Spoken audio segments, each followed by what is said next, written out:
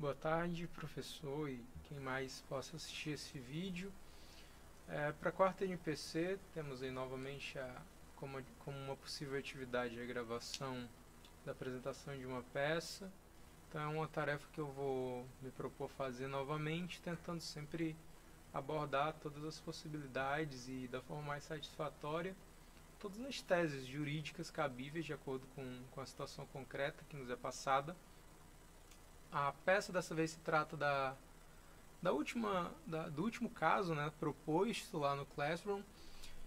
Nesse caso, a gente vai poder analisar que no dia 28 a gente tem aqui a data dos fatos, né, e a gente vai ter aqui o nosso cliente, né, o senhor Roberto Alves. Como advogados, aqui a gente vai tentar literalmente tirá-lo da prisão. Ele estava obviamente embriagado, é um fato aqui que já está narrado, né? Estava conduzindo o veículo quando foi abordado pela polícia militar. É, e o Roberto saiu já do veículo trôpego, exalando forte odor de álcool. Como a gente vai tratar aqui ainda em sede de algumas medidas cautelares, a gente não vai entrar muito nesses méritos, mas o que nos interessa é principalmente essa parte aqui, né? Que o Rogério foi compelido a realizar o teste de alcoolemia, né? O chamado popularmente como bafômetro. E esse teste apontou uma concentração de álcool de 1 miligrama, né? A gente sabe aí que ele foi então conduzido para a autoridade policial e foi lavrado auto de prisão em flagrante, a prática do crime previsto no artigo 306 do CTB. No caso aí seria o crime de embriaguez ao volante. E aí a partir disso a gente vai começar a perceber algumas das ilegalidades. A gente já tem aqui uma primeira palavra-chave, que seria esse fato dele ter sido compelido a realizar o teste. E a gente também vai ter outras circunstâncias aqui, ó. Foi negado a ele entrevistar-se com seu advogado e com seus familiares também. Ele não pôde contatar os familiares e, de igual modo, ele permaneceu encarcerado aí, né, 2 dias após a lavratura do auto de prisão em flagrante, ainda sem contato. E a gente vai perceber aqui, ó, que também não foi comunicado ao juízo competente nem à defensoria pública, já que em tese nós estamos entrando aqui agora, né, como advogados. Então o caso é razoavelmente simples, tá? A gente vai direto aqui para a peça, não vamos fazer muito mistério. No caso, numa análise dos autos, a gente vai perceber que, como ele está preso na delegacia pelo auto de prisão em flagrante ainda, a gente está tentando aí tirá-lo dessa reclusão. Primeiro teríamos que analisar qual é esse tipo de prisão. A gente está falando de uma prisão temporária, de uma prisão preventiva, uma simples prisão em flagrante mesmo ali, ele está detido somente pelo flagrante. E além disso, quais seriam as medidas cabíveis, né? Infelizmente é muito comum nós vermos tantos termos e mesmo os institutos jurídicos que são manuseados para a concessão da liberdade de forma errônea, de forma equivocada, sem a acurácia técnica necessária ali, né? A gente vê no decorrer da prisão preventiva já advogado pedindo o relaxamento de prisão, ou ainda com a prisão em flagrante, numa audiência de custódia, advogado pedindo a revogação da prisão preventiva. Então, entendendo aí que o que nós estamos tratando, nós vamos defender, pelo menos, que trata de uma prisão derivada de um auto flagrante, derivado de nulidades. O instrumento cabível é o relaxamento da prisão.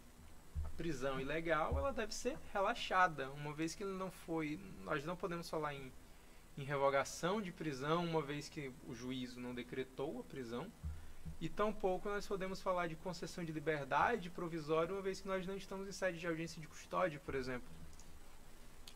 Então, entendendo aí que nós estamos tratando de um relaxamento de prisão em flagrante, nós vamos propriamente à peça, a gente vai ter a qualificação, a gente vai ter a qualificação do cliente, que é uma parte conhecida por todos, sem muito mistério, né?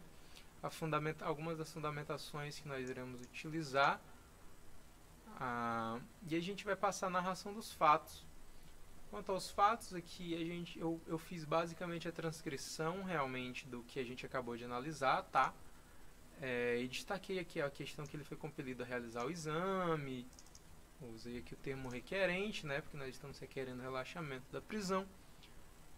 E como eu me comprometi comigo mesmo a ser mais breve do que nas últimas apresentações, uma vez que minha última apresentação deu 40 minutos, a gente vai passar para a parte da fundamentação. Já passando assim por cima pela peça mesmo, já é possível adiantar que nós temos 4 principais teses que devem ser levantadas. Elas não podem passar batidas porque elas são latentes.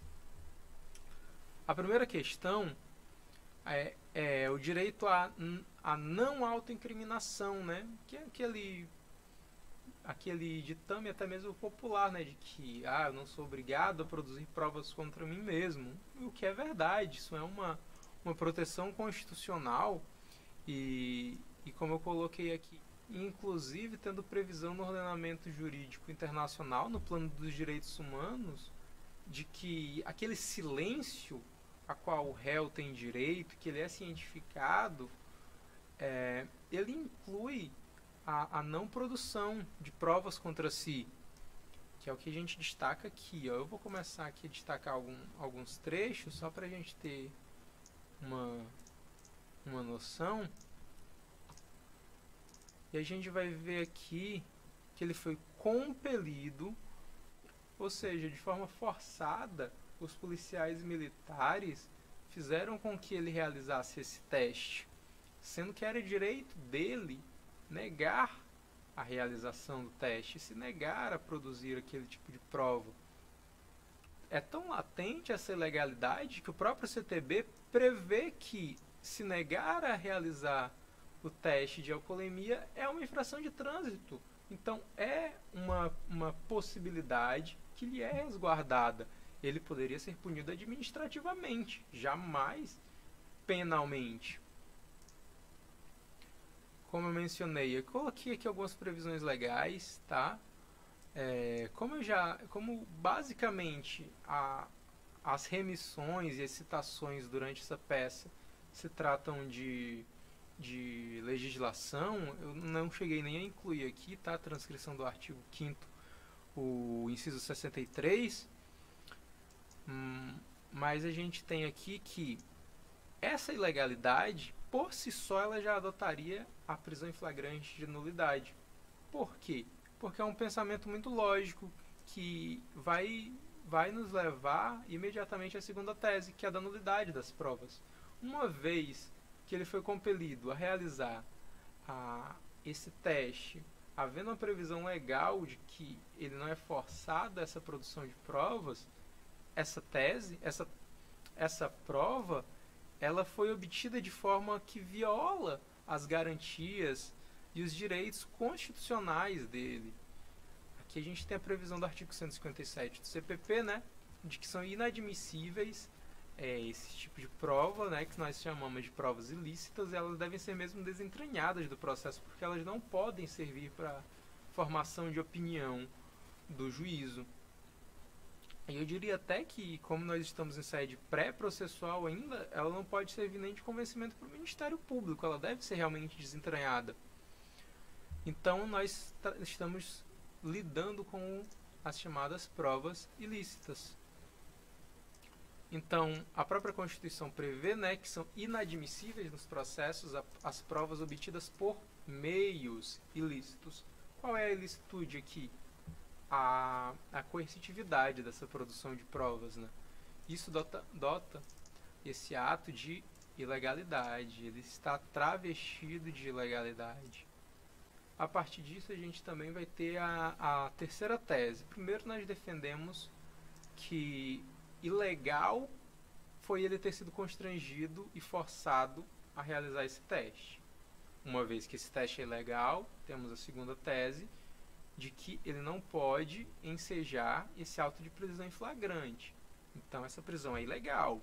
Por terceiro, nós temos outras violações. Não bastasse essa ilegalidade da prova, a conduta da autoridade policial, ela também confronta os ditames legais. Uma vez de que a clara previsão, lá, aqui eu fiz a remissão ao CPP, mas também há uma previsão constitucional, como eu coloquei aqui, como prevê o artigo 306, né? A prisão de qualquer pessoa e o local onde se encontra serão comunicados imediatamente ao juiz competente, ao Ministério Público e à família do preso.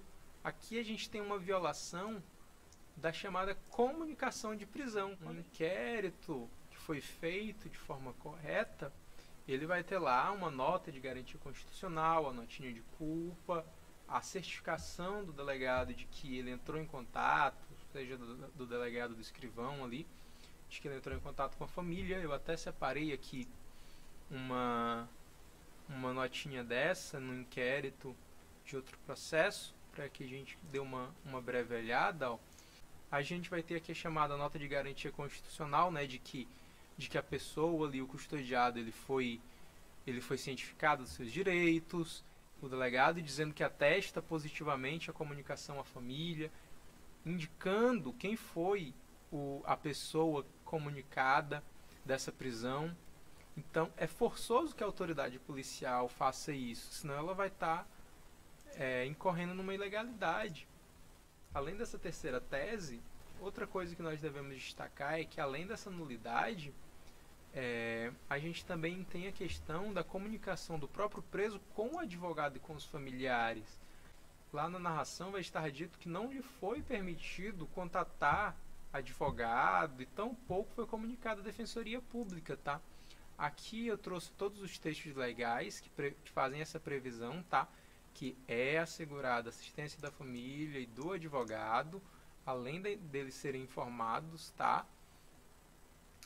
É assegurado pelo próprio Estatuto da OAB, né? É um direito subjetivo do réu e é um próprio direito do advogado, com a previsão lá no Estatuto de se comunicar com o cliente quando ele se achar preso, detido, recolhido em qualquer tipo de estabelecimento, seja civil, militar. Mesmo que ele esteja incomunicável, ele não pode deixar de se comunicar com seu defensor, com seu advogado. Isso é uma garantia. O próprio Pacto de São José da Costa Rica, agora a nível de direitos humanos, no patamar internacional, que foi internalizado no ordenamento jurídico por decreto à época, também vai trazer a previsão de que ele tem o direito de se defender pessoalmente, né, o direito à autodefesa, e também de ser assistido por um defensor à sua escolha e se comunicar com ele. Então, nós, para além da nulidade, da não comunicação dessa prisão, de realmente dar essa informação, o réu tem direito de se comunicar. Agora, diante dessas teses, o nosso pedido é bem claro e específico e razoavelmente simples. Nós estamos pedindo o relaxamento da prisão em flagrante. O relaxamento porque ela é uma prisão nula, ela é uma prisão ilegal. Então, requer-se aqui, uma vez que essa prisão é ilegal por violar normas constitucionais e infraconstitucionais, relaxamento da prisão em flagrante com a imediata e consequente expedição do alvará de soltura, uma vez que ele não pode ficar preso por um ato ilegal como esse. Como eu disse, nós levantamos 4 teses, todas elas apontam para a ilegalidade. Uma, ou mesmo 2, delas seriam suficientes para eivar esse ato de nulidade e ensejarem o relaxamento dessa prisão. O juízo competente deveria ter sido comunicado em até 24 horas dessa prisão, e o que não foi feito. A família nos procurou, sendo que ele estava preso já há 2 dias. Então, para além de outra possível ação que poderia ser inclusive manejada contra a autoridade coatora dessa prisão, o que nós devemos fazer em primeiro plano é requerer o relaxamento dessa prisão. Acredito que tentei ser o mais claro e dessa vez também o mais breve possível. E que essas seriam, pelo menos ao meu ver, se não todas as maiores possibilidades e fundamentações jurídicas para manejar o direito a favor do réu nesse caso. E é isso.